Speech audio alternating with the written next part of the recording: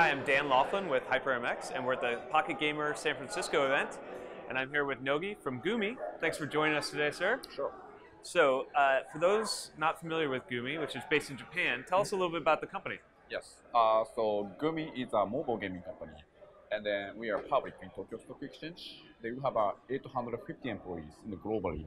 They have several mobile gaming studio in the world, and then I'm in charge of global business development as well as San Francisco office. San Francisco office is not a studio; it's more like a BD marketing office, and I run it.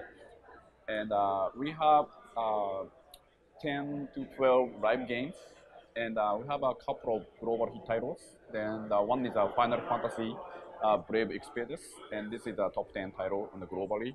Also, Brave Frontier is our first global hit titles. Most of titles are launched in Japan first, and then if it becomes successful, we localize, publish in other countries. That's our strategy. What does it take to be an effective business leader across all those boundaries and time zones and different situations?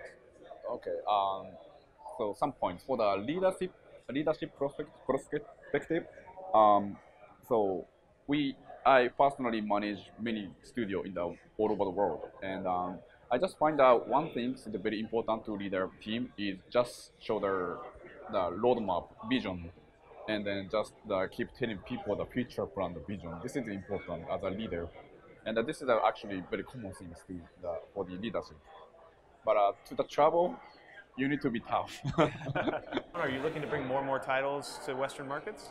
Yes, like I told you, so our current strategy is launch game primarily in Japan, and then once it becomes successful, we just localize the publish other countries. Then in the past, we tried to just develop game for Western countries, but we are not a Western people. Then we failed. But we just decided to focus our strengths. It's more like a Japanese type of game, but still works in other countries. Right. So we talk a lot about rewarded video in the West for casual, and now even more so, mid-core titles. Is it something that's really catching on in Japan, or is it still relatively a new topic out there?